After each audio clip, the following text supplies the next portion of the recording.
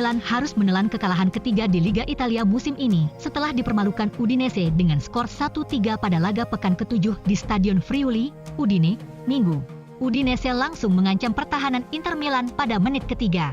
Sandi Lovric mendapat umpan tarik dari sayap kanan dan melepas tembakan melengkung ke tiang sebelah kanan. Namun bola meleset tipis dari sasaran. Nicolo Barella sukses mengkonversi tendangan bebas di ujung kotak penalti Udinese pada menit kelima. Udinese kemudian coba menekan pertahanan Inter Milan. Usaha mereka akhirnya membuahkan hasil. Umpan free kick dari sayap kanan salah diantisipasi Milan Skriniar dan berbuah bunuh diri menit ke-22. Duel kemudian terus berlangsung alot. Jaka Bijol sukses menjebol gawang Inter dengan tandukannya pada menit ke-84 memanfaatkan sepak pojok dari sisi kanan. Udinese unggul 2-1. Inter tentu saja berusaha untuk menyamakan skor. Namun mereka malah kebobolan lagi pada menit 93 melalui sundulan Tolgay Arslan. Pelatih kepala Inter Simone Inzaghi merasa bahwa timnya layak kalah dari Udinese kemarin. Berbicara kepada media Sky Sport Italia setelah pertandingan, sang pelatih bereaksi terhadap kekalahan tersebut dan memberikan pandangan bahwa Udinese pantas menang.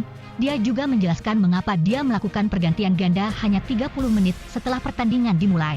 Inzaghi mengatakan, "Kami tidak dapat menunjukkan konsistensi saat ini. Sekarang ada 3 pertandingan tandang berturut-turut di mana kami memimpin dan akhirnya kalah 3-1.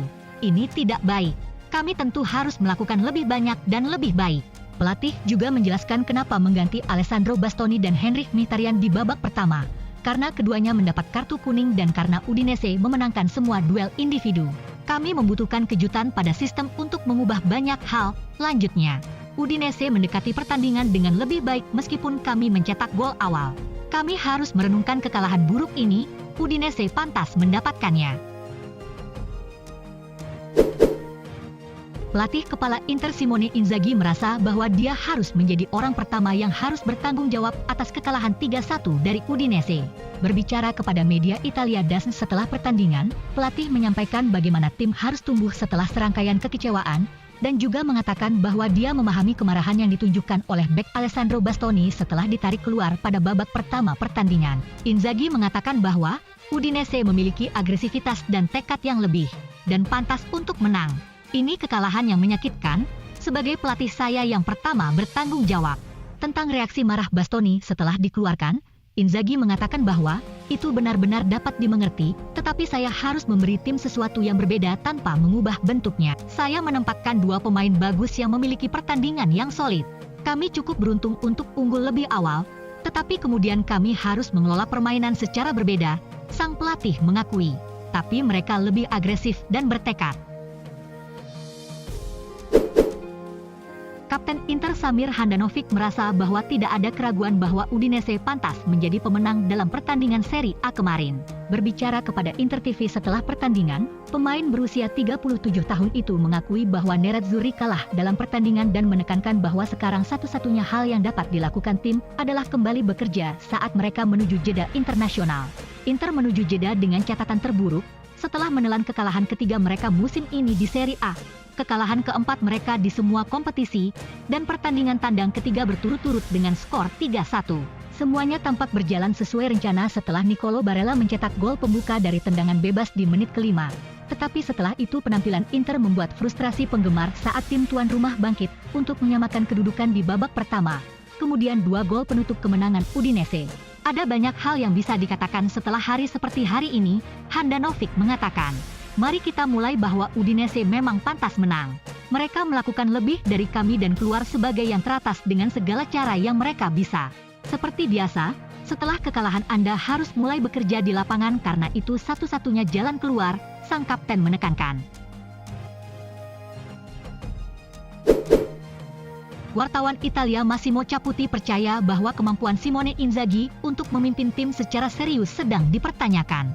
Melakukan tweet setelah Nerazzurri kalah dalam pertandingan hari Minggu dari Udinese, Caputi menyebut keadaan tim saat ini sebagai krisis serius dan mengatakan bahwa sang pelatih kehilangan kendali. Inter memulai musim di antara favorit tim lainnya untuk memenangkan gelar Serie A di mata banyak orang, tetapi posisi mereka saat ini di klasemen menjelang jeda internasional tidak sejalan dengan perebutan gelar. Selain itu, penampilan mereka di lapangan juga tidak mencerminkan tim calon juara yang memiliki rasa percaya diri. Caputi percaya sang pelatih sekarang dalam kesulitan serius. Dia mengatakan, Inter kalah dan berada dalam krisis. Inter tidak memiliki gaya permainan atau identitas. Inzaghi telah kehilangan kepercayaan dari sebagian besar penggemar dan tampaknya telah kehilangan kendali atas tim. Inter tidak kehilangan kepercayaan pada pelatih mereka Simone Inzaghi meskipun sedang mengalami saat-saat sulit yang dia dan tim alami. Menurut media Italia Tuttosport, tim terus mempercayai dan mendukung pelatih setelah kekalahan 3-1 dari Udinese yang membuatnya menjadi 3 kekalahan dari 7 pertandingan Serie A musim ini. Pelatih sedang menunggu Romelu Lukaku kembali sehingga mereka dapat kembali dengan keras setelah istirahat. Inter telah memasuki jeda internasional di tengah situasi yang sulit. Dengan kekalahan mereka di tangan Udinese membuat mereka tetap mengoleksi 12 poin setelah 7 pertandingan dimainkan. Namun, keyakinan di dalam klub belum berubah terhadap pelatih, yang terus mendapat dukungan dari para direktur yang melihatnya sebagai orang yang tepat untuk memperbaiki Inter setelah awal yang sulit ini. Inzaghi akan memiliki skuad yang berkurang selama jeda internasional, tetapi yang terpenting mencakup Romelu Lukaku yang belum dipanggil untuk tim nasional Belgia.